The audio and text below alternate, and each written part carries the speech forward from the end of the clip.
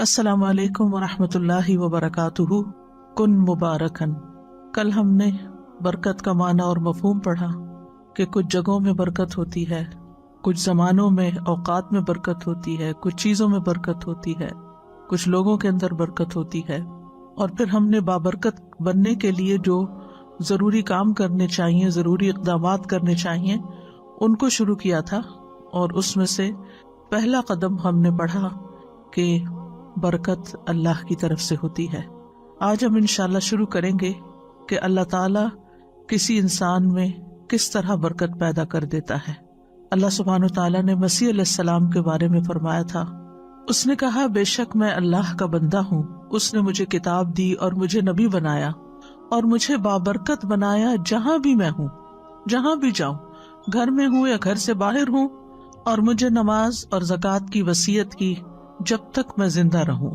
تو اللہ سبحانہ تعالیٰ نے کچھ لوگوں کو بابرکت بنایا، ان میں برکت اتاری۔ اللہ سبحانہ تعالیٰ کی برکت حاصل کرنے کے لیے ہمیں کیا کرنا چاہیے؟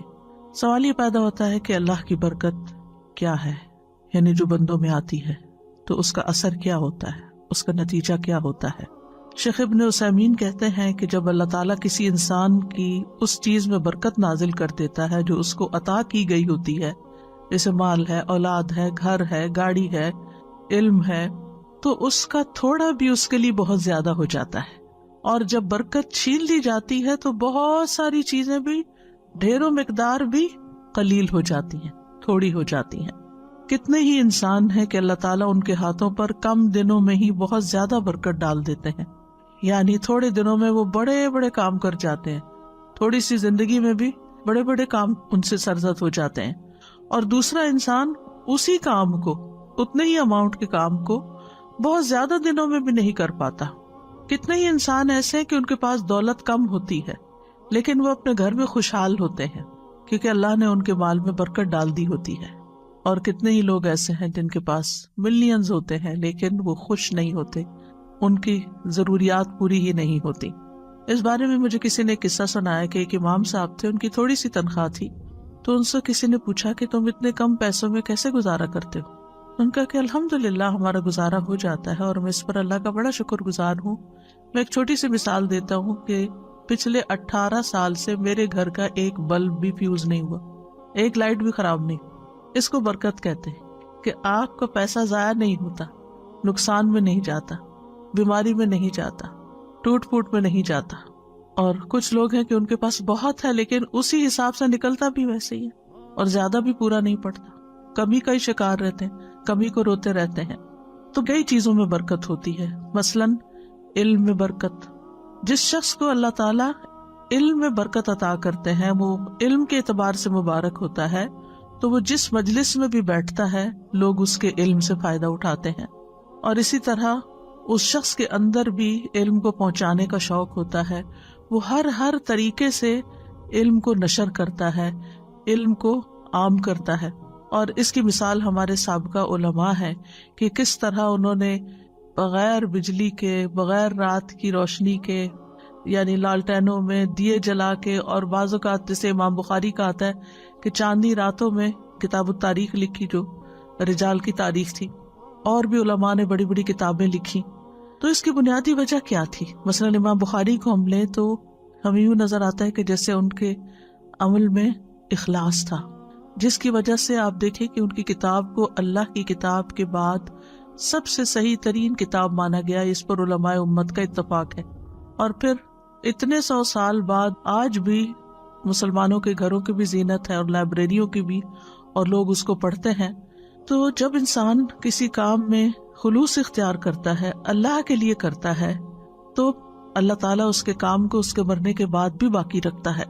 اسی طرح انسان کے اخلاق میں برکت کیا ہوتی ہے کہ انسان فراخ دل ہوتا ہے، سچا ہوتا ہے، نرم مزاج ہوتا ہے، اور لوگ اس کے اخلاق کی تعریف کرتے ہیں، جو اس سے ملتا ہے خوش ہو جاتا ہے۔ اسی طرح انسان کے چھوٹے چھوٹے کاموں میں بھی برکت ہو جاتی ہے، اس کے اعمال کے نتائج کے اعتبار سے۔ بعض اوقات انسان ایک چھوٹی سی ایفرٹ کرتا ہے، چھوٹا سا مشورہ کسی کو دے دیتا ہے کہ اچھا تم یہ کاروبار کر لو، وہ بچہ اس کاروبار میں لگ جاتا ہے اور وہ بہت کامیاب ہو جاتا ہے۔ اب اس شخص نے تو ایک چھوٹا سا مشورہ دیا، لیکن خلوص کے ساتھ دیا، خیرخواہی کے ساتھ دیا، محبت کے ساتھ دیا، اور وہ اتنا فلرش کر گیا اور اس سے اتنے سارے لوگوں کو فائدہ پہنچا۔ اس نے کبھی خواب میں بھی نہیں سوچا تھا کہ اس کا ایک چھوٹا سا مشورہ جو ہے وہ کتنا کارآمد ہوگا، کتنے لوگوں کے لیے فائدہ مند ہوگا۔ اسی طرح کچھ لوگوں کے مال میں برکت ہوتی ہے، یعنی تھوڑا بھی ہوتا ہے لیکن اس سے خیرات بھی کر رہے ہوتے ہیں، اپنی ذات پہ بھی خرچ کرتے ہیں، اپنے رشتہ داروں پہ بھی خرچ کرتے ہیں، یعنی ان کی زندگی میں ایک اطمینان نظر آتا ہے۔ تو ہمیں اپنے مبارک بننے کے لیے اللہ تعالیٰ سے دعا کرنی چاہیے کہ اللہ سبحانہ وتعالیٰ ہمارے علم میں بھی برکت دے، کہ جو ہم نے سیکھا ہے وہ صرف ہماری ذات میں ہی آ کے ختم نہ ہو جائے، ہم اس پر عمل کریں، عمل کی مثال بنے، اس کو سکھانے والے بنے، اس کو آگے بڑھانے والے بنے۔ پھر اسی طرح اللہ تعالیٰ ہمارے اخلاق میں برکت دے، ہمارے اعمال میں برکت دے، کہ کوئی بھی کام کریں، ہم چھوٹا کریں یا بڑا، اس سے زیادہ لوگوں کو فائدہ پہنچے، کیونکہ برکت کا معنی کیا ہوتا ہے؟ الزیادہ والنمو، یعنی اس چیز کا بڑھ جانا، نشو و نما پانا، کثرت میں ہو جانا۔ اور اسی طرح اللہ تعالیٰ مال میں بھی برکت دے، اولاد میں برکت دے، اور ہم جہاں بھی ہوں بابرکت بنے۔ بابرکت بننے کے لیے انسان کو توحید اختیار کرنی چاہیے، یعنی اللہ سبحانہ تعالیٰ سے خالص تعلق رکھنا چاہیے، اور اس کے لیے ہمیں اللہ سبحانہ تعالیٰ کے نام اور ان کی صفات جو ہیں صرف ان کو جاننا ہی نہیں چاہیے، ان کے ساتھ we should live with them، یعنی ہم جب اللہ تعالیٰ کے بارے میں سوچیں، اللہ تعالیٰ کے بارے میں گمان کریں، تو ہم اپنے مختلف کاموں کے ساتھ اللہ کی ان صفات کو یاد کریں۔ مثلاً اگر ہم کھانا کھا رہے ہیں تو ہم کیا سوچیں کہ اللہ رازق ہے، اللہ نے یہ رزق مجھے دیا ہے۔ پھر اسی طرح اگر ہمیں کوئی مشکل ہو رہی ہے تو اس کے ناموں کے ساتھ ہم اس کو پکاریں، یا حیو یا قیوم برحمتک استغیث، اللہ کی رحمت کے ساتھ فریاد کریں۔ پھر اسی طرح زندگی کے جو مختلف کام ہیں ان کاموں کے ساتھ ہم اللہ تعالیٰ کی ان صفات کو ریلیٹ کرتے جائیں، تو انشاءاللہ اس طریقے سے آپ کا ایک پرسنل لیول پر اللہ سبحانہ تعالیٰ کے ساتھ ایک تعلق بن جائے گا۔ اس کو ایک چھوٹی سی مثال سے سمجھیں کہ جب آپ دنیا میں کسی انسان سے محبت کرتے ہیں، مثلا اپنے والدین سے، اور ان کی کچھ عادات آپ کے اندر آ جاتی ہیں، تو پھر آپ مینشن کرتے ہیں وہ میری والدہ بھی تھی نا، وہ بھی اسی طرح ہی لوگوں کو کھانا کھلاتی تھی، وہ یوں صدقہ خیرات کرتی تھی، میرے والد تھے نا تو وہ ایسا کرتے تھے۔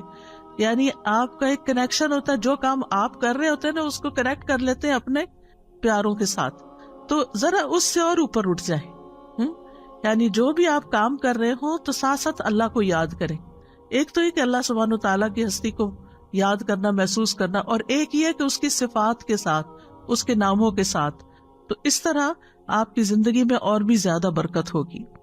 اور جتنا جتنا آپ اللہ سبحانہ تعالیٰ کے لیے خالص ہوتے جائیں گے، اتنا اتنا آپ کے دل سے دنیا کے غم اور دنیا کی ہرس اور دنیا کی جو کمی کمزوری ہے، وہ آپ کو جو پریشان کرتی ہے، وہ آپ کے دل سے نکلتی چلی جائے گی۔ آپ رزق کے معاملے میں صرف اللہ پہ ڈیپینڈ کریں گے کہ اللہ رازق ہے، اور اس کے علاوہ لوگوں سے آپ کی ایکسپیکٹیشن نہیں رہے گی۔ اور جب لوگوں سے ایکسپیکٹیشن نہیں رہے گی تو پھر آپ کے اندر وہ لوگوں کی طرف سے اگر کوئی کمی بیشی ہوتی ہے تو کوئی غم اور دکھ بھی نہیں ہوگا، اور کسی چیز پر کوئی لالچ بھی نہیں ہوگا کہ ہائی اس کے پاس اتنا ہے، نہ آپ کسی سے حسد کریں گے، کیونکہ آپ کو پتا ہے کہ اصل تو رازق اللہ، اصل تو سورس اس کے پاس ہے۔ مجھے لوگوں سے کیا لینا دینا کہ میں ان کا دیکھ کے جلوں یا ان کے اوپر حسد کروں یا ان سے ناراض ہوں کہ ان کے پاس اتنا ہے تو مجھے کیوں نہیں دیتے اور میرا خیال کیوں نہیں رکھتے۔ نہیں، مجھے تو دینے والا اللہ ہے۔ اور جب اللہ پر انسان ڈیپینڈ کرتا ہے تو پھر اس کے دل سے یہ فکر نکل جاتی ہے، اور وہ دیکھتا ہے کہ چڑیوں، پرندوں، چیونٹیوں تک کو وہ رزق دیتا ہے، پتھر کے کیڑوں کو وہ رزق دیتا ہے، تو کیا وہ مجھے نہیں دے گا؟ اور اسی طرح دیگر صفات میں بھی، یعنی اس سے آپ کے دل سے ہرس اور لالچ بھی نکل جائے گی، اور لوگوں کے ساتھ بدگمانی اور لوگوں کے ساتھ گلے شکوے اور لوگوں کی پھر غیبتیں اور یہ ساری چیزیں بھی آپ کے اندر سے نکل جائیں گی۔ پھر اسی طرح ایک اور چیز ہے بابرکت بننے کے لیے کہ اپنے رب کو راضی رکھیں، اس کی اطاعت کر کے اور اس کی نافرمانی کے کام چھوڑ کر۔ ابن القیم رحمۃ اللہ علیہ کہتے ہیں کہ برکت کا جامع راز یہ ہے کہ جو بابرکت شخص ہوتا ہے وہ وقت کی قیمت کو جانتا ہے، اور وہ یہ ہے کہ ہر لمحے اللہ کی رضا کا کام کرنا، یعنی جو بھی کوئی کام کر رہے ہیں اس کو اس طرح چیک کرتے جائیں کہ اس پر اللہ راضی ہے کہ نہیں، اور یہ اس کے وقت اور اس کی قیمت کا تقاضا ہے. یعنی میرے وقت کی قیمت کیا ہے کہ میں اس میں وہ کام کروں، چاہے میں دنیا کا کام کر رہی ہوں، چاہے میں دین کا کام کر رہی ہوں، چاہے میں عبادت کر رہی ہوں، کچھ بھی کر رہی ہوں، اس میں مقصود کسی انسان کی خوشی نہ ہو بلکہ اللہ کی خوشی ہو کہ میرا رب راضی ہو جائے گا. اور جب رب راضی ہو جائے گا تو آپ دیکھیں گے کہ بندے بھی آپ سے راضی ہو جائیں گے. اللہ تعالیٰ جس بندے سے راضی ہوتا ہے نا، اس کے لیے دنیا میں رضا اتار دیتا ہے اور پھر بندے بھی اس سے راضی ہو جاتے ہیں. لیکن اگر اللہ راضی نہیں ہے تو پھر لوگوں کو آپ کتنا بھی راضی کرنے کی کوشش کریں، اللہ کو بھول کر چھوڑ کر، تو وہ راضی نہیں ہو سکتے. پھر اسی طرح یہ ہے کہ جب انسان اللہ کو راضی کرنے کے لیے کوشش کرتا ہے تو پھر وہ لوگوں کی تعریف کو منتظر نہیں رہتا کہ کون مجھے پوچھتا ہے، کون مجھے اپریشیٹ کرتا ہے، کون میرے لیے بڑی بڑی باتیں کرتا ہے. اور پھر انسان کو اس بات کی فکر لگ جاتی ہے کہ اللہ کی نگاہ میں میرا مقام کیا ہے اور میری وہاں بھی قبولیت ہے یا نہیں. اس کو اپنے اعمال میں قبولیت کی فکر ہو جاتی ہے، نہ کہ لوگوں کی تعریف کی، کیونکہ ساری دنیا بھی اگر اس کی تعریف کرنے لگے اور اگر اللہ تعالیٰ اس سے راضی نہیں تو ایسے شخص کی زندگی میں کوئی خوشی نہیں ہو سکتی. پھر اسی طرح جو مبارک انسان ہوتا ہے وہ ہر چیز کو اس نقطہ نظر سے دیکھتا ہے کہ اس کے ذریعے میں اللہ تک کیسے پہنچوں، اس کے ذریعے میں اللہ تک کیسے پہنچوں. مثلاً اگر وہ کسی کی خدمت کرتا ہے تو وہ یہ سوچ کے کرتا ہے، چاہے گھر والوں کے لیے کھانا پکاتے ہیں آپ، ان کے لیے کلیننگ کرتے ہیں، ان کے لیے سارے جو بھی گھر کے کام کاج ہو، ان کے اوپر احسان کرتے ہوئے نہ کریں، یہ سوچ کے کریں کہ اس سے میرا رب راضی ہوتا ہے اور اس سے آپ کی تھکاوٹ بھی ختم ہو جائے گی. یہ میں اپنے رب کی خوشی کے لیے کر رہی ہوں، میں صرف شوہر کی خوشی کے لیے نہیں کر رہی. شوہر تو خود ہی خوش ہو جائے گا اگر میرا رب خوش ہوا، رب راضی ہوگا تو یہ بھی ہو جائے گا. تو میری فکر ہونی چاہیے رب کو راضی کرنے کی. تو چاہے وہ گھر والے ہوں، چاہے وہ کام کاج ہو، چاہے وہ مال ہو، چاہے وہ علم ہو، ذہانت، ہر چیز کو، جیسے ایک بزنس مین ہوتا ہے نا تو وہ ہر چیز میں دیکھتا ہے کہ اس چیز سے کیسے بزنس کیا جا سکتا ہے اور اس چیز سے کہاں سے پروفٹ کمایا جا سکتا ہے. تو جو ایک مومن بندہ ہوتا ہے وہ ہر وقت یہ سوچتا ہے اس چیز سے میں اپنی آخرت کیسے کما سکتا ہوں، اس لمحے اس وقت میں کون سا کام کروں کہ جس سے میرا رب راضی ہو جائے گا. اب مثال کے طور پہ کبھی آپ کے حصے میں ایسا کام ہوتا ہے، مثلاً دعوت کر لیا آپ نے اور گھر میں لوگوں کو بلا لیا اور آپ کے اوپر سارا کام آ گیا، چاہے آپ کیٹرنگ کرا رہے ہیں، چاہے آپ کچھ بھی کر رہے ہیں، لیکن صرف گھر کی سیٹنگ اور لوگوں کو ویلکم کرنا اور پوچھنا، اور چاہے آپ ڈسپوزیبل یوز کر رہے ہیں لیکن پھر بھی آپ تک ٹوٹ جاتے ہیں. اگر یہ سب کچھ اللہ کی رضا کے لیے تھا تو اس کے بعد آپ کو ایسا سرور اور ایسی خوشی نصیب ہوگی. اور اگر لوگوں کی تعریف کے لیے تھا تو آپ کے دماغ میں شیطان یہ خیال ڈالے گا وہ تو شکریہ بھی نہیں بول کے گیا، اس نے تو ایسا میرے ساتھ رویہ کیا اور وہ تو یہ کر رہا تھا، اور وہ جانے کے بعد آپ اور زیادہ ٹوٹیں گے کیونکہ جس مقصد کے لیے آپ نے وہ دعوت کی تھی وہ تو پورا ہی کوئی نہ ہوا.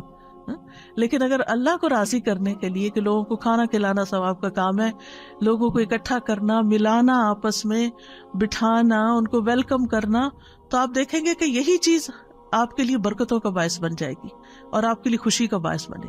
یعنی گویا دوسرے لفظوں میں قل ان صلاتی و نسکی و محیای و مماتی للہ رب العالمین، یہ بابرکت انسان کا قول ہوتا ہے کہ وہ اللہ کے لیے جیتا اور مرتا ہے اور اپنی ساری ذمہ داریاں صرف اللہ کی رضا کی خاطر پوری کرتا ہے، کہ بحیثیت بیوی کے، بحیثیت بیٹی کے، بحیثیت ماں کے، بحیثیت ایک ہمسائی کے، بحیثیت ایک طالب علم کے، بحیثیت ایک ٹیچر کے، میری رسپانسبلٹیز کیا ہے اور میں ان کو کیوں ادا کروں.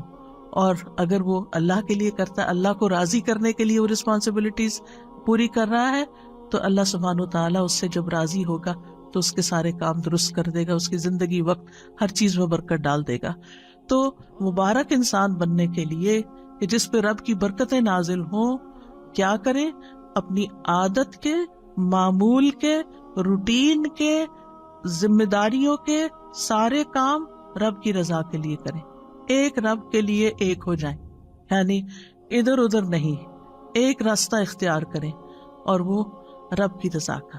تو انشاءاللہ آپ ایک بابرکت انسان بن جائیں گے. پھر بابرکت انسان جو ہوتا ہے وہ اپنے دل کے اوپر کبھی بھروسہ نہیں کرتا، کیونکہ دل الٹ پلٹ ہونے والی چیز ہے. وہ اگر ایمان کی لذت کسی وقت محسوس کر رہا ہے تو اس کو ڈر لگتا ہے کہ کہیں یہ حلاوت مجھ سے چھن نہ جائے، کہیں ایمان کی یہ کیفیت میرے سے دور نہ ہو جائے. وہ اپنے دل کی نگرانی کرتا ہے، وہ اپنا محاسبہ کرتا ہے کہ مجھے اپنا ایمان ہر صورت برقرار رکھنا ہے. کیونکہ قرآن مجید میں آتا ہے نا سورۃ الحجرات میں، حبب الیکم الایمان وزینہ فی قلوبکم، اس نے ایمان کو تمہارے دلوں میں محبوب بنا دیا اور اس کو سجا دیا.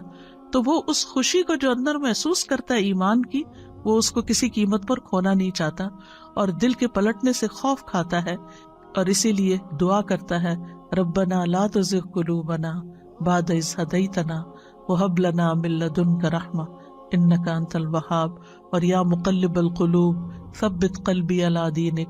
پھر اسی طرح اگلی بات یہ ہے کہ بابرکت بننے کے لیے وہ بابرکت لوگوں جیسے کام کرتا ہے.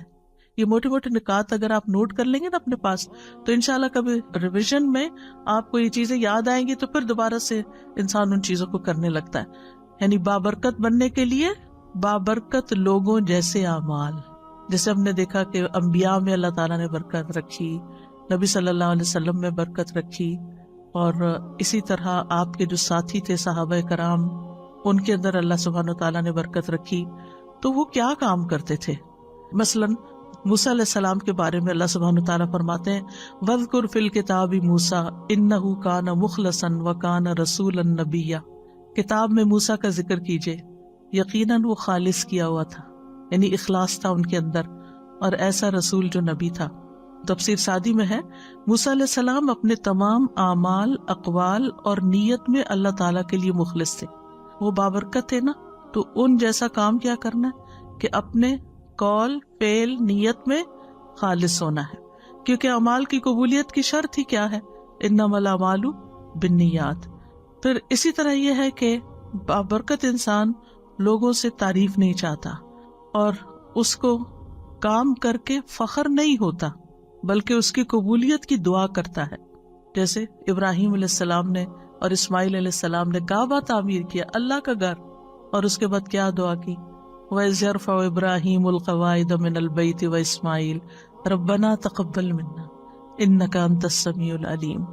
پھر بابرکت شخص کے نزدیک لوگوں کے شکریہ کی کوئی قیمت نہیں ہوتی کہ کوئی شکریہ ادا کرے، نہ اسے انتظار ہوتا ہے، اور اگر کوئی کرے یا نہ کرے اس کے لیے برابر ہوتا ہے. یعنی کسی نے کیا تب بھی ٹھیک ہے، اور اگر نہیں کیا تب بھی ٹھیک ہے، کوئی بات نہیں، ہم نے تو اللہ تعالیٰ کے لیے کیا تھا.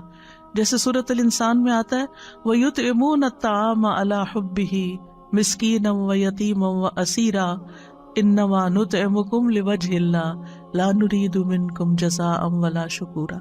وہ کھانا کھلاتے ہیں اس کی محبت میں، اللہ کی محبت میں، مسکین، یتیم، قیدی کو، اور کہتے ہیں ہم تو صرف اللہ کے چہرے کی خاطر تمہیں کھلا رہے ہیں، نہ تم سے کوئی بدلہ چاہتا ہے نہ شکریہ چاہتے ہیں. مسکین کیا بدلہ دے سکتا ہے؟ مسکین تو بدلہ نہیں دے سکتا، لیکن وہ شکریہ ادا کرتا ہے. اس کو یہ فکر ہوتی ہے کہ اگر میں نے شکریہ ادا نہ کیا تو یہ دوبارہ نہیں آئے گا، تو وہ شکریہ ادا کرتا ہے. تو وہ کہتے ہیں نہیں، ہمیں شکریہ بھی نہیں چاہیے. اسی طرح بابرکت انسان جو ہے نا، اس کو لوگوں کے تانوں کی بھی پرواہ نہیں ہوتی، وہ اپنا کام جاری رکھتا ہے. کوئی خوش ہو، کوئی ناراض ہو، کوئی ٹانٹ کرے، کوئی تنقید کرے، کرٹیسائز کرے، کچھ بھی کرے، ملامت کرنے والے کی ملامت سے نہیں ڈرتا. نیک کام کرتے ہوئے اچھا کام کرتے، کیونکہ جو لوگ ملامت سے ڈرتے ہیں وہ کبھی آگے نہیں بڑھ سکتے. آپ نے ایک اچھا کام کیا، لوگوں نے باتیں بنائی، اب آپ پیچھے ہی بیٹھ گئے، وہیں ٹوس ہو گئے کہ لوگ خوشی نہیں ہے میں جو بھی کرتا ہوں، تو آپ کام ہی چھوڑ دیتے. نہیں، آپ نے اگر اللہ کی خاطر ایک اچھا کام شروع کیا تھا تو دنیا ادھر سے ادھر ہو جائے، آپ اس کو نہیں چھوڑیں گے، آپ اس کو کرتے رہیں گے. کیونکہ قرآن مجید میں اللہ سبحانہ وتعالیٰ نے ایمان والوں کی کیا صفت بیان کی ہے؟ وَلَا يَخَافُونَ لَوْمَةَ لَائِمٍ، تو وہ ملامت کرنے والوں کی ملامت سے نہیں ڈرتے. ذَلِكَ فَضْلُ اللَّهِ يُؤْتِيهِ مَن يَشَاءُ، یہ اللہ کا فضل ہے، جس کو چاہتا ہے عطا کرتا ہے. وَاللَّهُ وَاسِعٌ عَلِيمٌ، اور اللہ وسعت والا، سب کچھ جاننے والا ہے. بابرکت انسان نیک اعمال کو اللہ کی توفیق سمجھتا ہے، اللہ کی توفیق سمجھتا ہے کہ یہ اللہ نے مجھے کرنے کا موقع دیا ہے، اور اس پر وہ خوش ہوتا ہے. وہ یہ نہیں کہتا کہ یہ میری طاقت ہے، میری ذہانت ہے، میری لیاقت ہے، میری قابلیت ہے. نہیں، یہ تو میرے رب کی عنایت ہے کہ اس نے مجھے ہمت دی. میں بیمار بھی ہو سکتا تھا، میں اپاہج بھی ہو سکتا تھا، میں کسی اور کام میں مصروف ہو سکتا تھا، آپ دیکھیں کہ بعض اوقات لوگ اچھے اچھے کام کرنا چاہتے ہیں لیکن ان کے اندر ہمت ہی نہیں ہوتی، بیماری کی وجہ سے یا غم کی وجہ سے یا ڈپریشن کی وجہ سے یا وسائل نہ ہونے کی وجہ سے۔ اگر اللہ نے آپ کو گاڑی دی ہے، چلانے کی توفیق بھی دی ہے، اور اس پر بیٹھ کے آپ جاتے ہیں، اچھے اچھے کام کرتے ہیں، تو یہ اللہ نے آپ کو دیا ہے، اور اس پر اللہ سے راضی ہونا اور اس پر خوش ہونا اور شکر کرنا کہ اللہ تو نے موقع دے دیا کہ میں کسی کے جنازے پہ پہنچ گیا، میں کسی بیمار کی خدمت کے لیے پہنچ گیا، میں کسی کام میں والنٹیئر کرنے کے لیے پہنچ گیا۔ تو وہ نہ کسی پہ احسان جتاتے، نہ تعریف چاہتے، نہ شکریہ چاہتے ہیں، بلکہ اور شکر گزار ہوتے ہیں کہ میرے رب نے مجھے یہ توفیق عطا کی ہے۔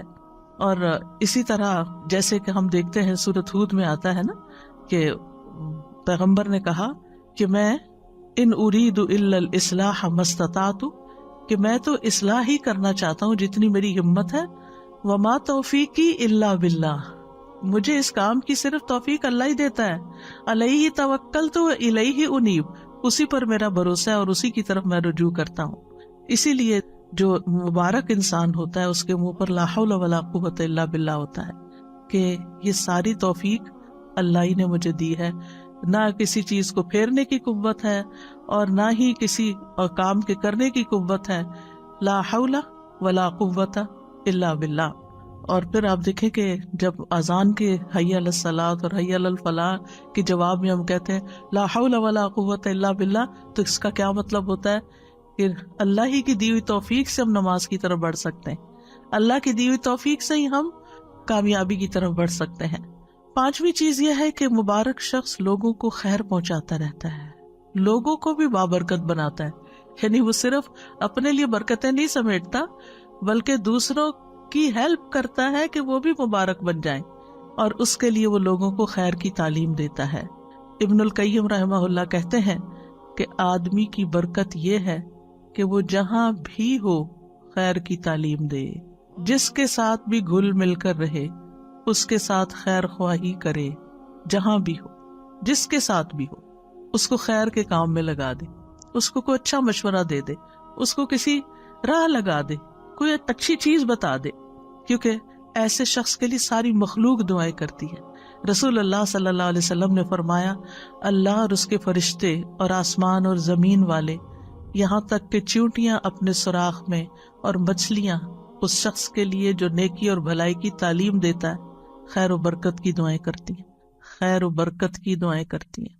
لا یصلون علی معلم الناس الخیر، اس سے بڑھ کر اور کیا چاہیے؟ تو یاد رکھیے برکت کے لیے ضروری نہیں ہوتا کہ کام کوانٹٹی میں بہت زیادہ ہو، یہ بھی کر لوں وہ بھی کر لوں وہ بھی کر لوں وہ بھی کر لوں، اور کسی چیز کو بھی کوالٹی کے ساتھ نہ کروں، یہ نہیں ہوتا۔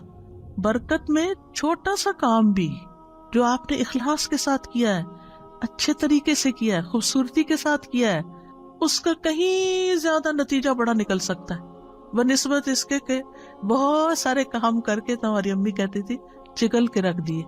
پتہ نہیں آپ نے یہ لفظ کبھی سنا کہ نہیں، یعنی چگل کے رکھ دیے مطلب یہ ہے کہ کوئی اس میں کوالٹی نہیں ہے اور کوئی خوبصورتی نہیں اس کے اندر۔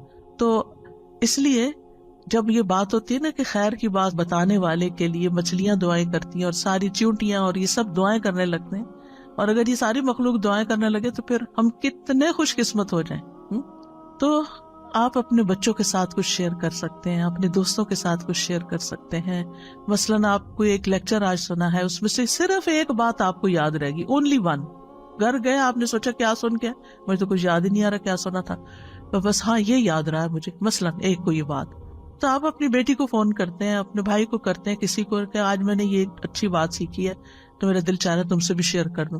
دیکھیں ہم سب کے الحمدللہ بہت سارے رشتے دار ہیں، بہت سارے دوست ہیں، اور ضروری نہیں کہ ایک ہی بندے کے پیچھے روز پڑ جائیں، کبھی کسی کو کبھی کسی کو کبھی کسی کو۔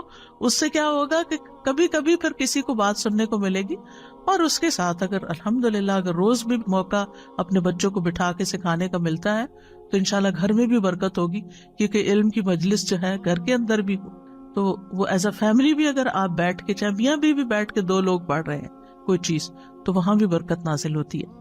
ابن قیم کہتے ہیں کہ فائدہ پہنچانے والا شخص ہی بابرکت ہوتا ہے، جو چیز سب سے زیادہ فائدہ پہنچاتی ہے وہ سب سے زیادہ بابرکت ہوتی ہے، اور لوگوں میں سے بابرکت انسان وہ ہے جو جہاں بھی جاتا ہے اس سے فائدہ اٹھایا جاتا ہے.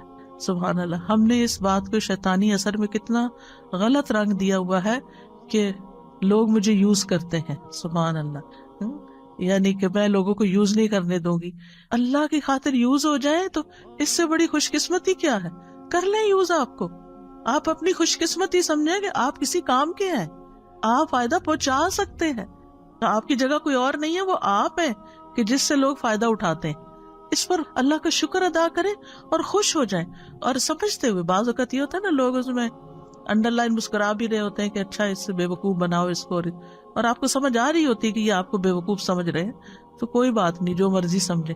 وہ کل میں نے کہا تھا نا کہ اخلاق کے 10 درجوں میں سے 9 جو ہے وہ تغافل سے تعلق رکھتے ہیں. اگنور کرنا, سنی انسنی کر دینا, دل پہ نہ لینا, معاف کر دینا, جانے دینا, جواب نہ دینا. دیکھ گھر میں لڑائی فساد کیوں ہوتا ہے؟ کسی نے ایک چھوٹی سی بات کی, ہم نے اس سے 2 سنائی, وہ لڑائی شروع ہو گئی.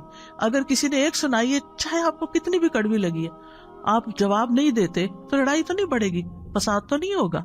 تو اگر دوسرا شخص غلط کر رہا ہے تو آپ بھی اچھا نہیں کر رہے. اس نے آگ لگائی, آپ نے تیل ڈالا, اور اگر آپ نے تیل ڈالا تو نتیجہ کیا نکلا؟ بہت بڑا الاؤ بھڑک اٹھا. لیکن جو شخص سن کے چپ کر جاتا ہے, ادھر سے ادھر نکل جاتا ہے, اگنور کر دیتا ہے, تغافل کر دیتا ہے, جیسے اس کو پتہ ہی نہیں چلا, بے وقوف ہے وہ, تو کیا فرق پڑتا ہے؟ آپ ہیں تو نہیں نا, آپ کو تو اپنا خود پتا ہے کہ آپ نہیں ہیں. لیکن اگر دوسرے کی ناسمجھی ہے تو وہ اس کی ناسمجھی ہے. بعض اوقات لگتا ہے کہ لوگ پھر میرے اوپر چڑھائی نہ کر دیں یا مجھے یہ نہ سمجھیں کہ مجھے کوئی جواب نہیں دینا آتا, تو ہم تابڑ توڑ جواب دیے چلے جاتے ہیں اور بحث کہیں ختم ہی نہیں ہوتی. اور اس میں بعض اوقات پھر ناراضگیاں بھی ہو جاتی ہیں, غصہ بھی ہو جاتا ہے, بد اخلاقی بھی ہو جاتی ہے. تو ہم مبارک تو نہ رہے. ہم کہیں گئے, اس گھر میں لڑ جگڑ کے نکل آئے, ہم کوئی مبارک انسان ہے؟ کسی کو خوشی دے کر آئے یا کسی کو تکلیف دے کے آئے؟ لیکن بات کہاں سے شروع ہوتی ہے؟ کسی کی چھوٹی سی بات سے. اور بعض اوقات کوئی بیمار ہوتا ہے, کوئی بوڑھا ہوتا ہے, کوئی بچہ ہوتا ہے, کوئی ناسمجھ ہوتا ہے, کوئی بے وقوف ہوتا ہے, وہ تو اپنی بے وقوفی میں کوئی بات کر رہا ہوتا ہے, اور آپ اس سے بڑے بے وقوف بن گئے. آپ نے اس کو سچ سمجھ لیا اور اپنے اوپر لے لیا اور اپنا اتنا بڑا ریاکشن ظاہر کیا اور کیے کرائے پہ پانی پھیر دیا. کیونکہ ہماری لڑائیاں انہیں لوگوں سے ہوتی ہیں جن کے لیے ہم بہت کچھ کر رہے ہوتے ہیں, جن کے لیے ہم بہت زیادہ کر رہے ہوتے ہیں نا. پھر ہماری کیا توقع ہوتی ہے کہ یہ ہمیں ریٹرن کرے, یہ ہماری عزت تو کریں کم از کم, یہ ہمارا شکریہ تو کریں. اور جب وہ نہیں کرتے, اس کی بجائے کو بات سنا دیتے, پھر تو آپ توبہ ہی کریں کہ نتیجہ کیا نکلے گا. پھر اسی طرح بابرکت انسان کی خوبی کیا ہے کہ وہ دوسروں کو بھی نیک کاموں کی ترغیب دیتا ہے, شوق دلاتا ہے. جیسے اللہ سبحانہ وتعالیٰ فرماتے ہیں قرآن مجید میں, یا ایھا النبی حرض المؤمنین علی القتال, اے نبی مومنوں کو قتال پر ابھاریے, یعنی موٹیویٹ دیم. تو یہ نبی صلی اللہ علیہ وسلم کے زمانے میں تھا, اور آپ بھی اور صحابہ بھی, یعنی کہ لوگوں کو ترغیب دیتے تھے اچھے کاموں کی. لیکن اس کے برعکس مشرکین کے بارے میں قرآن کیا فرماتا ہے؟ کلا بل لا تکرمون الیتیم ولا تحاضون علی طعام المسکین, ہرگز ایسا نہیں, بلکہ تم یتیم کی عزت نہیں کرتے اور نہ تم آپس میں مسکین کو کھانا کھلانے کی ترغیب دیتے ہو, ایک دوسرے کو کہتے نہیں ہو. تو اس کا کیا مطلب ہے کہ ایک وہ ہے کہ جو نیکی کی ترغیب دیتا ہے اور ایک وہ جو نہیں دیتا. تو قرآن نے کنڈیم کیا ہے ان لوگوں کو جو نیک کاموں کی ترغیب نہیں دیتے. سورۃ ماؤن میں کیا آتا ہے؟ ولا یحض علی طعام المسکین. اللہ تعالیٰ اس کو کنڈیم کر رہا ہے کیا کہ وہ مسکین کو کھانا کھلانے کی ترغیب نہیں دیتا, دوسروں کو نہیں کہتا. پھر اسی طرح یہ ہے کہ بعض اوقات ہمارے اپنی وسعت میں کوئی کام کرنا نہیں ہوتا, لیکن ہم دوسرے کو بتا سکتے ہیں کہ دیکھو وہ فلاں جگہ یہ اس کام کی ضرورت ہے, میرے پاس گاڑی نہیں, تم جا سکتی ہو, تم جا کے کر لو. تو آپ نے صرف بتایا. تو الدال علی الخیر کفاعلہ, کسی کو نیکی کے کام کا رستہ دکھانے والا ایسا جیسے اس نے خود کر لیا. اس کی اپنی جینوئن ریزن تھی, کسی وجہ سے نہیں گیا, لیکن اس نے کسی کو فون کر دی. نبی صلی اللہ علیہ وسلم کے پاس کبھی کوئی کچھ لینے کے لیے آتا, مانگنے کے لیے, تو آپ فرماتے کہ اس کی سفارش کرو تاکہ تمہیں بھی اجر مل جائے. سبحان اللہ, یہ ہے برکت نا, مبارک انسان, کہ وہ سارا ثواب خود ہی نہیں لوٹ رہا, وہ کسی اور کو بھی ساتھ شامل کرتا ہے کہ اچھا میں نے تو دینا ہی ہے, جو اللہ چاہے گا اپنے نبی کے ہاتھ سے دلوائے گا, لیکن تم اشفعوا تؤجروا, اس کی شفاعت کرو, سفارش کرو, اجر پاؤ. صرف سفارش کر کے تم اجر پا سکتے ہو. اور ہم ہو تو الٹا منع ہی کرتے, اس کو نہ دیکھنا, یہ روز مانگنے آ جاتا ہے. لیکن یہ کہ نبی صلی اللہ علیہ وسلم تو دینے والوں میں سے تھے. اسی طرح نیک کاموں کی طرف دوسروں کی رہنمائی کر دے. ایک شخص نبی صلی اللہ علیہ وسلم کے پاس سواری مانگنے آیا تو آپ کے پاس سے اسے کوئی سواری نہ ملی جو اسے منزل تک پہنچاتی. آپ نے اسے ایک دوسرے شخص کے پاس بھیج دیا تو اس نے سواری دے دی. اس نے آ کے آپ کو بتایا کہ آپ نے مجھے جو بتایا تھا تو میرا کام ہو گیا. کئی دفعہ ایسے ہوتا ہے نا کہ لوگ واپس تھینک یو کا میسج کرتے ہیں کہ آپ نے وہ بتایا تھا وہ ہو گیا, تو آپ کو کتنی خوشی ہوتی ہے اس وقت. تو آپ صلی اللہ علیہ وسلم نے اس وقت فرمایا بھلائی کی طرف رہنمائی کرنے والا ثواب میں بھلائی کرنے والے کی ہی طرح ہے. سواری اس نے دی, ثواب ان کو بھی ملا کیونکہ انہوں نے راستہ دکھایا تھا, وہاں چلے جاؤ. یعنی کبھی آپ صدقہ نہیں کر سکتے, آپ کے پاس نہیں ہوتا, آپ افورڈ نہیں کر سکتے, یا اس وقت آپ کے پاس نہیں ہوتا تو آپ کسی کو کہہ دیتے کہ دیکھو یہاں صدقہ کر دو. کئی دفعہ ایسے ہوتا ہے نا کہ یوٹیوب پہ تو آج کل بہت فنڈ ریزنگ کے اشتہار آتے, کوئی اسلامی لیکچر لگائے اس کے شروع میں ڈونیٹ کا کچھ, کہیں کوئی اسلامک سینٹر بن رہا ہے, کہیں کوئی روہنگیا میں مسئلہ ہے, کہیں یمن میں لوگوں کو کھانا چاہیے, یعنی ہر جگہ کچھ نہ کچھ. تو کوشش کیا کرے کہ ہر جگہ کچھ نہ کچھ ڈال دے. کہیں کوئی مسجد بن رہی ہے, کہیں کچھ بھی, وہ نہیں آپ کو جانتے لیکن آپ اپنا حصہ ڈال دیا کرے. اچھا اب میرے جیسے جو کریڈٹ کارڈ نہیں ہے کسی کے پاس, تو آپ کسی کو لنک بھیج سکتے ہیں کہ دیکھو یہ میرا خیال ہے بہت اچھا موقع ہے نیکی کرنے کا. اپنے بچوں کو کہیں جو کماتے ہیں ان کو کہیں کہ بیٹا یہ اس میں ڈال دو, ان کو ایڈریس بھیج دیں, کچھ کریں تاکہ اور لوگ بھی اس کام میں شریک ہو جائیں. اب وہ جو بھی کریں گے, چاہے ایک اینٹ وہاں رکھیں گے, وہ آپ کا بھی ثواب اس اینٹ کا مل جائے گا ساتھ. تو ایک دوسرے کو نیکی کے کاموں کی جگہ بتانا جو ہے یہ بھی ایک بہت بڑی نیکی ہے. اور خاص طور پر جب اللہ سبحانہ وتعالیٰ نے آپ کو مال عطا کیا ہو تو اس مال کے اثرات آپ کے اپنے اوپر بھی نظر آنے چاہیے, آپ کے لباس میں, کپڑوں میں, رہن سہن میں. اور اس کے علاوہ دائیں بائیں خرچ بھی کریں, رشتہ داروں کو بھی دیں, غریبوں مسکینوں کو بھی دیں, دوست احباب کو بھی دیں. علم ہے تو وہ اسی طرح آپ کے اپنے اوپر عمل نظر آنا چاہیے, اور اس کے علاوہ دائیں بائیں لوگوں کو سکھائیں بھی. اسی طرح اگر کوئی اللہ نے منصب آپ کو دیا ہے, کہیں آپ کی کوئی بات سنی جاتی ہے اور کچھ لوگ آپ سے سفارش کرانے آتے ہیں, تو اس کو یہ نہ کہے کہ یہ تو روز کا ہی کام بن گیا ہے. نہیں, تنگ دل نہ ہو, انہیں کہ شکر ہے اللہ تو نے مجھے اس قابل بنایا کہ میں کسی کا مسئلہ حل کر سکتی. یعنی یہ قابلیت ہر ایک کے اندر نہیں ہوتی, ہر ایک کی کوئی بات نہیں سنتا, لیکن اگر آپ کی کوئی سن لیتا ہے اور آپ کسی کا کام کروا دیتے ہیں تو آپ ایک مبارک انسان ہیں. پھر اسی طرح یہ ہے کہ قرآن مجید میں بھی آتا ہے نا فَأَمَّا مَا يَنْفَعُ النَّاسَ فَيَمْكُثُ فِي الْأَرْضِ, اور لوگوں میں سب سے بہترین وہ ہے جو لوگوں کو سب سے زیادہ نفع دیتا ہے. یعنی لائن میں سب سے آگے وہ ہوگا قیامت کے دن کہ جو لوگوں کے لیے زیادہ فائدہ مند ہے. ابن عمر کہتے ہیں ایک آدمی نبی صلی اللہ علیہ وسلم کے پاس آیا اور کہا اللہ کے رسول کون سے لوگ اللہ کو زیادہ پیارے ہیں اور کون سے اعمال اللہ کو زیادہ پسند ہیں؟ تو رسول اللہ صلی اللہ علیہ وسلم نے فرمایا وہ لوگ اللہ تعالیٰ کو زیادہ محبوب ہیں جو دوسرے لوگوں کے لیے سب سے زیادہ فائدہ مند ہوں, اور اللہ عز و جل کے نزدیک سب سے زیادہ پسندیدہ اعمال یہ ہیں کسی مسلمان کو خوش کرنا یا کسی کی تکلیف دور کرنا. آپ کو پتا چل رہا ہے کہ کوئی پین میں ہے اور آپ کو کچھ نہ کچھ سوج رہا ہے, لیکن آپ کہتے ہیں وہ جانے, اس کا کام جانے, میں کیوں بتاؤں. نہیں, آپ اپنی طرف سے سجیسٹ کر دیں, پھر اس کی مرضی, وہ آپ کا مشورہ لے یا نہ لے. یا کسی کا قرضہ ادا کر دینا یا اس کی بھوک دور کر دینا. جس نے اپنے غضب کو روک لیا, غصہ روک لیا, اللہ اس کی خامیوں پہ پردہ ڈال دے گا. اور جو آدمی اپنے غصے کو پی گیا باوجود اس کے کہ وہ چاہتا تو نافذ کر سکتا تھا, تو اللہ تعالیٰ قیامت کے دن اس کے دل کو امیدوں سے بھر دے گا. جو اپنے بھائی کے ساتھ اس کی ضرورت پوری کرنے کے لیے چلا یہاں تک کہ اسے پورا کر دیا, اللہ اس کو اس دن ثابت قدم رکھے گا جس دن قدم ڈگمگا جائیں گے.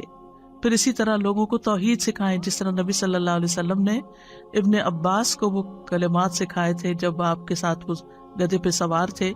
آپ نے فرمایا اے لڑکے میں تجھے چند کلمات سکھا رہا ہوں, تم اللہ کے احکام کی حفاظت کرو, اللہ تمہاری حفاظت کرے گا. اللہ کے احکام کی حفاظت کرو, تم اسے اپنے سامنے پاؤ گے. جب مانگو اللہ سے مانگو, یہ بچوں کو سکھا دینا چاہیے. چھوٹی سی چیز بھی چاہیے پھر اللہ تعالیٰ سے مانگو. جب مدد چاہو اللہ سے مدد چاہو. جان رکھو ساری دنیا مل کے تمہیں کوئی فائدہ دینا چاہے نہیں دے سکتے مگر وہ جو اللہ نے تمہارے لیے لکھ دیا, اور سب مل کے نقصان دینا چاہے نہیں دے سکتے مگر وہ جو اللہ نے تمہارے لیے لکھ دیا. قلم اٹھا لیے گئے, صحیفے خشک ہو گئے.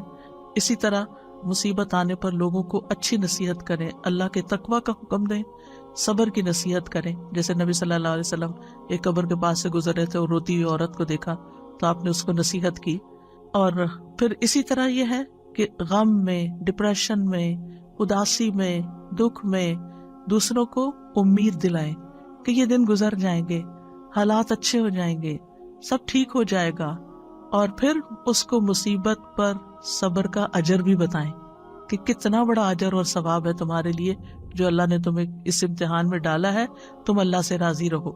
پھر اسی طرح یہ ہے کہ بابرکت لوگوں کا ساتھی بنے۔ ایک اور قدم کیا ہے؟ بابرکت لوگوں کا ساتھی بنے۔ اب آپ کے ہمیں تو کوئی سمجھ نہیں آتی، یہاں تو کوئی دنیا میں بابرکت ہمیں مل نہیں رہا، لیکن الحمدللہ ہمارے سلف صالحین میں بہت لوگ بابرکت، ان کی سیرت پڑھیں، ان کی بکس پڑھیں، جو کام انہوں نے کیے، آپ یقین کریں کہ آپ کا دل اتنا بڑا ہو جائے گا، آپ حیران ہو جائیں گے کہ میں کن باتوں میں الجھی ہوئی ہوں، میں کن باتوں پہ رو رہی ہوں، اتنی پیٹی چیزوں کے اوپر پریشان ہوں اور لڑائی ڈال کے رکھی ہوئی ہے، یہ تو کوئی بات ہی نہیں ہے۔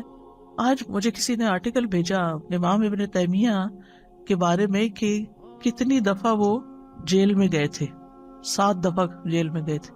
امام ابن تیمیہ کا فتاویٰ آپ نے دیکھو گا 35 والیوم میں، اور اس کے علاوہ بھی کئی کتابیں، اتنا علمی کام کیا، اور لوگ ان کے پیچھے پڑے رہتے، یعنی جو لوگ بڑے کام کرتے ہیں ان کے حاسد بھی بہت ہوتے، تو ہر تھوڑے دن کے بعد جا کے حاکم کے پاس شکایت کر کے ان کو جیل بھجوا دیتے تھے، اور جب وہ وہاں جاتے وہاں وہ اور کتابیں لکھ لیتے تھے۔ اور آپ کو معلوم ہے لاسٹ ٹائم جو وہ جیل میں گئے تھے کتنی دفعہ قرآن پڑھا تھا؟ 80 بار، 80 بار قرآن پڑھا تھا۔ ہم نے ساری زندگی میں 80 بار نہ پڑھا ہوگا۔ کس طرح وقت کو استعمال کیا۔ آپ دیکھیے کہ جب انسان ایسے لوگوں کے حالات پڑھتا ہے کہ 7 دفعہ جیل میں گئے، تو پھر آپ کو اپنی پریشانیاں کیا لگتی ہیں؟ بہت چھوٹی لگتی ہیں نا۔ یعنی انسان کے اوپر کبھی کبھی ایسا ہوتا ہے نا کہ حالات تنگ ہونے لگتے ہیں، کوئی ادھر کی پریشانی ادھر کی ٹو مچ پر۔ اس وقت کیا کرنا چاہیے؟ ایسی کتابیں پڑھنی چاہیے جس سے پتہ چلے کہ آپ سے پہلے جو بابرکت لوگ تھے، کیونکہ بابرکت اس لیے کہتے ہیں کہ ان سے خیر بہت پھیلی، لوگوں کو فائدہ بہت پہنچا، اس لیے بابرکت کہتے ہیں۔ تو ان کی زندگیوں میں کتنی پریشانیاں آئیں، اور انہوں نے کس طرح ان کو جیلا، اور انہوں نے ان کو کچھ نہیں سمجھا اور وہ آگے نکل گئے۔ تو ایسے لوگوں کے حالات زندگی پڑھیں اور ان کے ساتھ رہیں، ایسی کمپنی اختیار کریں، ان کی سیرت اپنائیں، ان سے دلی تعلق رکھیں، ان سے محبت کریں، کیونکہ ایسے لوگوں کی محبت جو ہوتی ہے وہ بھی خوشی دیتی ہے، کیونکہ نیک لوگوں سے محبت عرش کے سائے تلے جگہ دے گی، نور کے ممبروں پہ ہوں گے ایسے لوگ، ایمان کے کامل ہونے کی دلیل ہے۔ اور حدیث قدسی میں آتا ہے جو لوگ میری رضا کی خاطر آپس میں محبت کرتے ہیں ان کے لیے میری محبت واجب ہو جاتی ہے، وجبت محبتی للمتحابین فیہ، جو اللہ کی خاطر محبت کرتے ہیں۔ اچھا، ایک ہوتا ہے نا جس سے ہم انس رکھتے ہیں، اس سے محبت کرتے ہیں، اور اس کو ہم اوپر ٹیگ لگا دیتے ہیں اللہ کی خاطر محبت ہے۔ اس کے برعکس ایک اور انسان ہے، وہ تھوڑا اجنبی ہم سے، لیکن ہے نیک، تو ہمیں اس سے بھی محبت کرنی چاہیے۔ یعنی صرف اس سے محبت نہ کریں جو آپ سے کرتا ہے، آپ یہ دیکھیں کہ جس سے میں محبت کری اس کے اندر کتنی خوبی۔ اب مثلا جو لوگ فوت ہو چکے ہیں ہمارے آباء و اجداد میں سے، پریڈیسیسر سلف صالحین، وہ تو ہمیں نہیں جانتے۔ کیا ابو بکر آپ کو جانتے ہیں؟ بلال رضی اللہ عنہ آپ کو جانتے ہیں؟ نہیں، لیکن ہم ان سے محبت کرتے ہیں اللہ کی خاطر۔ تو جو اللہ کی خاطر کسی سے محبت کرتا ہے بغیر بدلے چاہنے کے کہ مجھے اس سے کچھ ملے، کسی مطلب مقصد لالچ میں نہیں محبت کرتا، بلکہ صرف اللہ کی رضا کے لیے، اس کی نیکی کی وجہ سے، اس کے اچھے اخلاق کی وجہ سے، تو یہ چیز انسان کو بابرکت بناتی ہے، انسان کے اندر پھر وہ ٹریٹس آ جاتے ہیں۔ پھر اسی طرح یہ ہے کہ انسان قیامت کے دن انہی لوگوں کے ساتھ ہوگا جن سے وہ محبت کرتا ہے۔ تو دنیا میں بھی نیک لوگوں کی صحبت کا فائدہ ہے اور آخرت میں بھی۔ امام مالک سے کسی نے پوچھا مجھے ایسا عمل بتائیے جو مجھے جنت میں داخل کر دے، تو انہوں نے کہا صالحین کی محبت کو اپنے اوپر لازم کر لو، ہو سکتا ہے کہ اللہ تعالیٰ ان میں سے کسی کے دل کو جھانکے اور اس میں تمہارا نام لکھا ہو، اور اللہ تمہیں بخش دے اور جنت میں داخل فرما دے۔ یعنی صالحین کی محبت دنیا میں بھی انسان کو نیکی کی طرف لاتی ہے اور آخرت میں بھی انسان کو کامیابی کی طرف لائے گی۔ پھر 7ویں چیز یہ ہے کہ گڑ گڑا کے دعائیں کرنا کہ اللہ برکتیں دے، اللہ کے سامنے عاجزی اختیار کرنا، گریہ وزاری کرنا، جیسے نبی صلی اللہ علیہ وسلم نے غزوہ بدر کے موقع پر کی تھی۔ 8ویں چیز ہے مبارک بننے کے لیے بہت زیادہ شکر گزار ہونا، شکارن رب جعلنی لک شکارن لک ذکارن لک رہابن، یہ شکار ہونے کی جو خصوصیت ہے، ہر چیز پہ شکر، नेमत पे भी शुक्र और तकलीफ पे भी शुक्र, शुक्र ही शुक्र, शुक्र ही शुक्र, शिकवा नहीं, नो कंप्लेंट्स, नो कंप्लेंट्स। जिस हाल में अल्लाह ने रखा है, जो दिया है, जो भी है, हाँ, आप यकीन करें कि जब इंसान की जिंदगी आगे बढ़ती है तो पीछे के हालात को देखता है तो इंसान कहता है शुक्र है अल्हम्दुलिल्लाह कि वो फलां चीज उस वक्त नहीं हुई। उस वक्त तो बहुत बुरा लगता है, लेकिन बाद में इंसान को समझ आती है कि तो अच्छा हुआ था। लेकिन अक्लमंद कौन है और फायदामंद कौन है? जिसने उस वक्त जब उसको तकलीफ पहुंची थी शुक्र कर लिया था कि अल्लाह इसमें भी कोई खैर होगी। फिर इसी तरह यह है कि बाबरकत इंसान अल्लाह की नेमत को अपनी करामत नहीं समझता, यानी अल्लाह ताला का फजल समझता है। यानी बाज़ वक़्त ऐसा होता है ना कि इंसान के साथ कुछ अच्छी चीजें पेश आने लगती तो इंसान समझता है बड़ा नेक हो गया हूँ, आपने कोई चीज सोची वो हो गई, या कुछ इस तरह के। तो इस तरह की चीजें जो है ना ये राज में होनी चाहिए कि आपको कोई ऐसा ख्वाब आ जाता है, लोग बहुत इंसिस्ट करते हैं ना कोई ख्वाब सुनाए अच्छा सा, या कभी आपको पूछते हैं आपको कभी फलां नजर आया, ये हुआ। अगर कोई भी अल्लाह ने आपको चीज दिखाई हुई है तो उन चीजों को राज में रखें, राज आपके और अल्लाह सुब्हानहू तआला के बीच में हो, क्योंकि ये जो करामतों का इजहार करना होता है ना, मेरे साथ ये भी हुआ और ये भी हुआ और ये भी, ये इनडायरेक्टली अपने आप को बड़ा साबित करना होता है कि मैं अल्लाह का बड़ा प्यारा हूँ, मेरी कदर करो। तो इससे भी बचना चाहिए। यानी अल्लाह ने अगर आपके ऊपर कोई फजल किया है, कोई इनाम किया है, तो उस पर शुक्र अदा करें, ना कि उसको अपनी करामत समझे। फिर इसी तरह यह है कि बरकत को बढ़ाने के असबाब क्या है, यानी बरकतें कैसे बढ़ें, खुलासा कर देती हूँ। सबसे पहली चीज है ईमान और तकवा। अल्लाह ताला फरमाते हैं सूरत अल-अराफ 96 में, पर अगर वाकई बस्तियों वाले ईमान ले आते और तकवा इख्तियार करते तो हम जरूर उन पर आसमान और जमीन से बहुत सी बरकतें खोल देते, लेकिन उन्होंने जुटलाया तो हमने उन्हें इसकी वजह से पकड़ लिया जो वो कमाई करते थे। तो ईमान और तकवा बरकतें लाने का सबब है। फिर कुरान की किरात और उस पर तदब्बुर और अमल, ये बरकत का सबब है। सूरत साद में अल्लाह ताला फरमाते हैं, जो किताब हमने आपकी तरफ नाजिल की है बड़ी बरकत वाली है, ताकि लोग इसकी आयात में गौर व फिक्र करें और अहले अकल इससे सबक हासिल करें। वीकेंड पे तदब्बुर की क्लास होती है तो उसको ज्वाइन कर लें, चाहे ऑनलाइन करें या यहाँ आ जाया करें। लेकिन ये कि कुरान को गौर व फिक्र से पढ़ना, डेप्थ में पढ़ना, तवज्जो से पढ़ना, ये भी बरकत लाने का जरिया है। सूरत अल-अनाम में अल्लाह ताला फरमाते हैं, वहादा किताबुन अंज़लनाहु मुबारकुन फत्तबिऊहु वत्तकू लअल्लकुम तुरहमून। और ये एक किताब है जिसे हमने नाजिल किया है, बड़ी बरकत वाली है, बस इसकी पैरवी करो, यानी इसको फॉलो करो, इस पे अमल करो और तकवा इख्तियार करो ताकि तुम पे रहम किया जाए। फिर कुरान के ऊपर अमल के नतीजे में आमाल में बरकत हो जाती है, हमारे कामों में बरकत हो जाती है। अल्लाह सुब्हानहू तआला सूरत अल-माइदा में फरमाते हैं, वलौ अन्नहुम अकामुत तौरात वल इंजीला वमा उनज़िला इलैहिम मिन रब्बिहिम लअकलू मिन फौक़िहिम व मिन तहति अर्जुलिहिम। अगर वो वाकई तौरात और इंजील की पाबंदी करते और उसकी जो उनकी तरफ उनके रब की तरफ से नाजिल किया गया तो यकीनन वो अपने ऊपर से और अपने पाँव के नीचे से खाते, यानी इतनी बरकतें उन पर नाजिल होती। फिर खास तौर पर सूरत अल-बकरा पढ़ना, यानी उसकी एक रूटीन बना ले। इसका ये मतलब नहीं खाली सूरत अल-बकरा ही पढ़ते रहे और बाकी कुरान नहीं पढ़े। सारा कुरान बाबरकत है, लेकिन सूरत अल-बकरा की खास खुसूसियत बयान की गई। इसका पढ़ना बायसे बरकत है और इसका छोड़ना बायसे हसरत है, और जादूगर इसके ऊपर काबू नहीं पा सकते। फिर इसी तरह बरकतों की दुआएं देना। नबी सल्लल्लाहु अलैहि वसल्लम जब किसी की शादी होती तो उसको मुबारकबाद देते, बारकल्लाहु लका बारका अलैका वजमा बैनकुमा फी खैर। अल्लाह तुम्हें बरकत दे, तुम पे अपनी बरकत नाजिल फरमाए और तुम दोनों को खैर के साथ इकट्ठा रखे। बच्चा पैदा हो तब बरकत की दुआ, किसी का खाना खाएं खिलाएं, यानी हर वक्त उनके अंदर बरकतों की दुआ। और इसी तरह सलाम जो है, अस्सलामु अलैकुम व रहमतुल्लाहि व बरकातुहू, तहियतुन मुबारकतुन। फिर इसी तरह खरीदो फरोख्त में सच्चाई इख्तियार करना।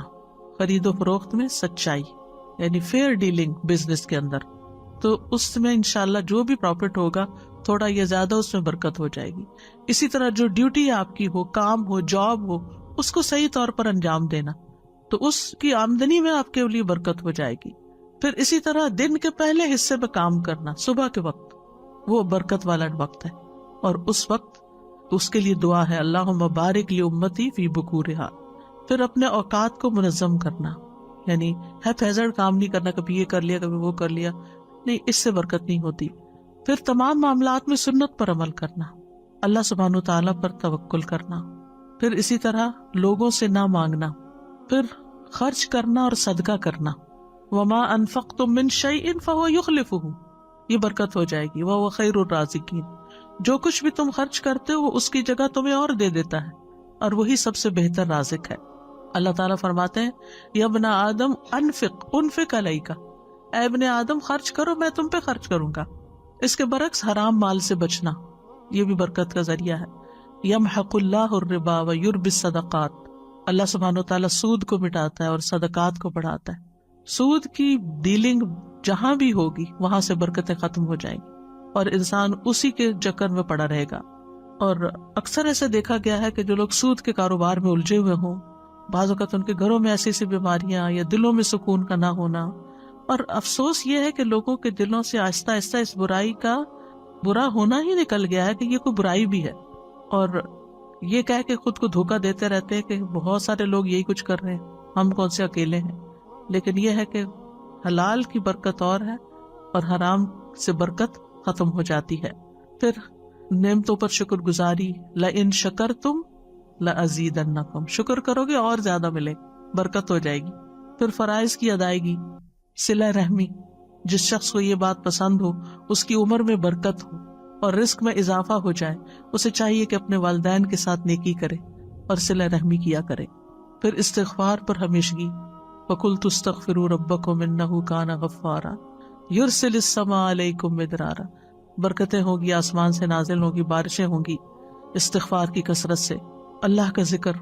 پھر اسی طرح کھانے پینے میں ان چیزوں کا استعمال جن میں برکت بتائی گئی ہے، جیسے زیتون ہے۔ رسول اللہ صلی اللہ علیہ وسلم نے فرمایا زیتون کھاؤ اور اس کو لگاؤ، بے شک یہ مبارک درخت ہے۔ کلونجی، آپ نے فرمایا یہ کلونجی ہر بیماری کی دوا ہے سوائے موت کے، اس کو حبۃ البرکہ بھی کہا گیا ہے، برکت والا دانہ۔ پھر شہد، قرآن نے اس پر گواہی دی کہ فیہ شفاء للناس، اس میں لوگوں کے لیے شفا ہے۔ پھر زمزم، رسول اللہ صلی اللہ علیہ وسلم نے فرمایا روئے زمین پر سب سے بہترین پانی زمزم ہے، بھوکے کے لیے کھانا اور بیمار کے لیے شفا ہے۔ بارش کا پانی، وَنَزَّلْنَا مِنَ السَّمَاءِ مَاءً مُبَارَكًا، مثلا اگر کوئی بیمار ہے تھوڑا سا شہد لیں، تھوڑا سا بارش کا پانی اس میں ڈالیں اور تھوڑا زمزم ڈالیں تو اس کو ملا کے آپ اس کو پلائیں تو آپ دیکھیں کہ کتنی ساری برکتیں اکٹھی ہو جائیں گی، تو اللہ تعالیٰ شفا دے گا۔ پھر سحری کھانا، جو روزہ رکھتے ہیں تھوڑا بھی کھا لیں تو دن گزر جاتا ہے، ورنہ ہر تھوڑی دیر کے بعد بھوک لگ جاتی ہے۔ تسحروا فإن فی السحور برکہ، وہ برکت والا کھانا ہے، اور وہ ظاہر برکت والا ہے تو غذا بھی بنے گا، شفا بھی بنے گا۔ پھر اسی طرح بکری میں برکت ہے، رسول اللہ صلی اللہ علیہ وسلم نے فرمایا بکریاں رکھو کہ ان میں برکت ہے۔ اب یہاں تو آپ نہیں رکھ سکتے، لیکن یہ کہ غریبوں کو لے کے دے سکتے۔ بیک ہوم آپ کے اگر کوئی رشتہ دار گاؤں وغیرہ میں رہتے ہیں تو ان کو بکریاں لے کر دیں، وہ پالیں اور ان سے آگے آگے نسل بڑھے۔ خاص طور پر دودھ دینے والی بکری اگر لے کے صدقہ کرے تو بہت بڑا ثواب ہے۔ جب حدیث پڑھتی ہوں تو سوچتی ہوں کہ یہ جلدی سے کر لوں، اور پھر ذہن سے نکل جاتا ہے، نوٹ ہی کر کے لینا چاہیے۔ اور بکریوں کی برکت آپ دیکھیں کہ بکری سال میں 1 یا 2 بچے جنتی ہے ایک وقت میں۔ اس کے برعکس کتا جو ہے وہ سال میں 6-7 بچے تک جن دیتا ہے، لیکن کتوں کی تعداد دیکھیں اور بکریوں کی تعداد دیکھیں، بکریوں سے جو فائدہ پہنچتا ہے وہ مخلوق، تو یہ برکت کیوں نظر آتی ہے نا۔ پھر گھوڑے میں برکت، رسول اللہ صلی اللہ علیہ وسلم نے فرمایا گھوڑے کی پیشانی میں برکت بندھی ہوئی ہے۔ پھر اوقات میں برکت، لیلۃ القدر ہے، رات کا آخری حصہ ہے۔ پھر جگہوں میں برکت۔ پھر برکت سے محرومی کی وجوہات کیا ہوتی ہیں؟ اللہ کی خاطر کام نہ کرنا۔ ابن قیم کہتے ہیں جو چیز اللہ کی رضا کے لیے نہ ہو اس کی برکت چھین لی جاتی ہے، یعنی اگر آپ دکھاوے کے کام کر رہے ہیں تو برکت نہیں ہوگی۔ گناہ اور نافرمانیاں برکت سے محرومی کا باعث ہیں۔ پھر نعمتوں کی ناشکری اور ناقدری، اس سے بے برکتی ہوتی ہے، اور ہمیں برکت کے حصول کی دعائیں بھی کرنی چاہیے۔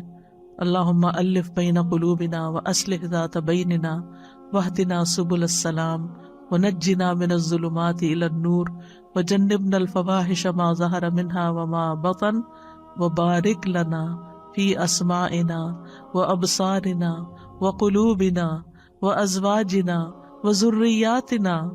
کتنی خوبصورت دعا ہے۔ اے اللہ تو برکت ڈال، کس میں؟ ہمارے کانوں میں، ہماری آنکھوں میں، ہمارے دلوں میں، ہمارے ازواج میں، ہمارے بچوں میں، اور ہماری توبہ قبول فرما۔ پھر اسی طرح اللہ تعالیٰ کی برکت اور رحمت کا سوال جو ہر روز ہم دعائے قنوت میں کرتے ہیں۔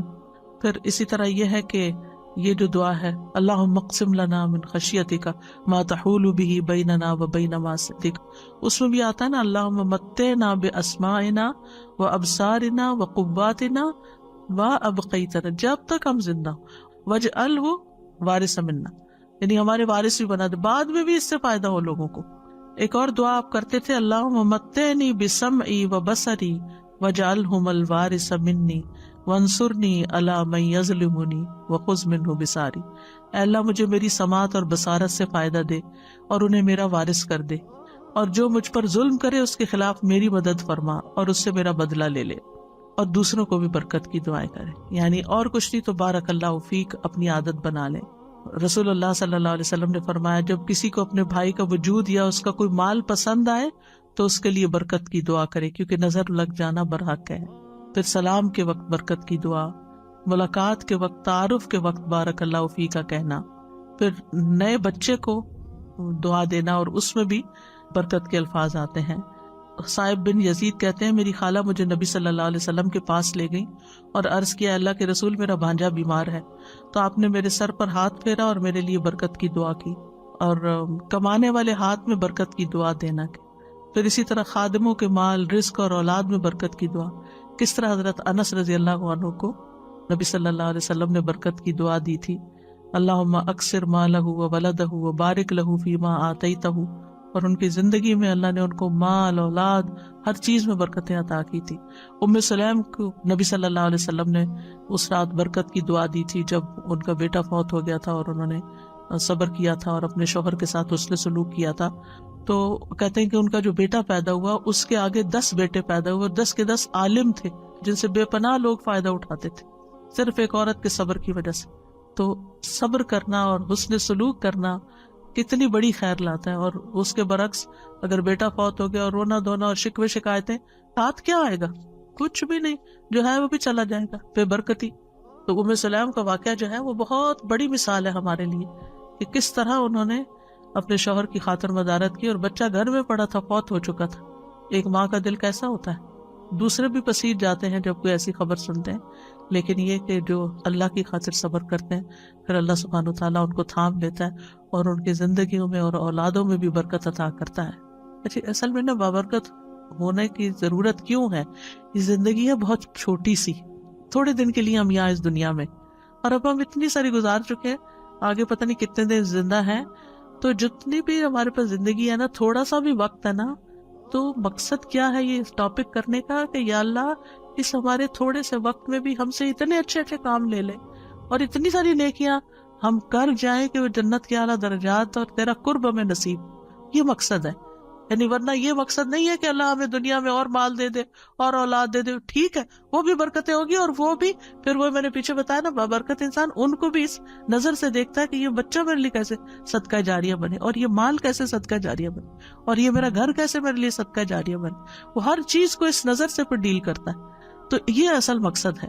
اب یہ ہے کہ بعض اوقات یعنی ہمارے اندر ایک کنفیوژن ہوتی ہے کہ ہم مبارک ہوں تو پھر کیا لوگ ہم سے تبرک حاصل کرنے لگے؟ یہ نہیں ہونا چاہیے، ٹھیک ہے؟ یعنی برکت کسی چیز میں اللہ سبحانہ وتعالیٰ ڈالتا ہے، اور وہ ہمیں شریعت سے پتہ چلتا ہے کہ کیا کیا چیزوں میں اللہ نے برکت ڈالی ہوئی ہے، ٹھیک ہے؟ مثلاً زمزم میں برکت ہے، حجر اسود میں برکت ہے، رمضان میں برکت ہے، لیلۃ القدر میں، عشرہ ذی الحجہ میں، مکہ مدینہ میں، بیت المقدس میں، اعمال میں سے نماز، سیام، زکوٰۃ، ان چیزوں میں برکت ہے، ہم ان سے برکت حاصل کر سکتے ہیں، ٹھیک ہے؟ اللہ نے ان میں ڈالی ہے، ہم ان کو استعمال کریں گے، اللہ تعالیٰ ہماری طرف بھی برکت لوٹائے۔ لیکن کسی انسان کو یہ سمجھ کر کہ یہ مبارک انسان ہے اس کو چھونے لگ جائیں، یا یہ کہ اس کے ساتھ خود اپنے آپ کو لگائیں کہ ہمیں بھی برکت آ جائے، یا یہ کہ جیسے خانہ کعبہ کے لوگ غلاف کو سمجھتے ہیں کہ اس سے ہم کو برکت مل جائے گی، یہ کام نہیں کرنے چاہیے۔ اسی طرح بعض اوقات آپ کو یاد ہوگا جیسے اسکولوں میں میلاد ہوتا تھا تو بعد میں کیا بانٹتے تھے؟ تبرک نہیں کہنا چاہیے، ٹھیک ہے نا؟ یہ ہم نے خود ہی نام دے دیے ہیں۔ اسی طرح لوگ صالحین کی قبروں سے جا کے برکت حاصل کرنے لگتے ہیں، وہ بھی نہیں ہونی چاہیے۔ تو نبی صلی اللہ علیہ وسلم کے علاوہ آپ کا پانی، آپ کا لعاب، آپ کے بال، آپ کی وہ سب چیز بابرکت ہے کیونکہ اللہ نے ان کو بابرکت بنایا ہے. لیکن اس کے علاوہ کسی اور استاد، شیخ، بڑے بزرگ، کسی کی کوئی چیز اس کی ذات میں نہیں ہے کوئی برکت. اس کے علم کے ذریعے برکت حاصل کریں، اس کے عمل کے ذریعے، اخلاق کے ذریعے، کسی کام کے ذریعے، لیکن ذات میں نہیں. ٹھیک ہے، ذات میں جن چیزوں کی برکت ہے وہ ہمیں نص سے پتہ چلتا ہے. اب سوال یہ پیدا ہوتا ہے کہ کسی شخص کو یہ کہہ سکتے ہیں کہ یہ مبارک شخص ہے، یہ مبارک انسان ہے. تو ہر مسلمان مبارک ہے، اسلام کی وجہ سے، ایمان کی وجہ سے، یاد رکھیں. ٹھیک ہے، اور جتنا جتنا کسی کے اندر تقویٰ ہوتا ہے، لوگوں کو فائدہ پہنچاتا ہے، اسی حساب سے اس میں برکت ہوتی ہے. نبی صلی اللہ علیہ وسلم نے فرمایا بے شک درختوں میں ایک درخت ایسا ہے یقیناً اس کی برکت مسلمان کی برکت جیسی ہے. ٹھیک ہے، کیا یہ کہہ سکتے ہیں کسی کو کہ تم ہمارے لیے بہت بابرکت ہو؟ اس میں یہ ہے کہ ہم یہ کہہ سکتے ہیں کہ الحمدللہ آپ کے آنے سے برکت ہو گئی. یعنی یہ نہیں کہ آپ کی ذات کی برکت کوئی الٹ گئی یہاں، یعنی اس کا جو آثار ہیں، جو نتائج ہیں کہ ایک اچھی محفل ہو گئی، ہم نے کچھ سیکھا، کوئی ہم نے خیر کے رستے اختیار کیے، تو یہ چیز برکت ہے. نہ کہ اس کی ذات کے اندر کہ وہ آپ کے سر پہ ہاتھ پھیر دے تو آپ کو برکت مل جائے گی، یا کوئی آپ کو اپنا کپڑا دے دے تو اس میں برکت ہوگی. یہ نہیں ہوگا.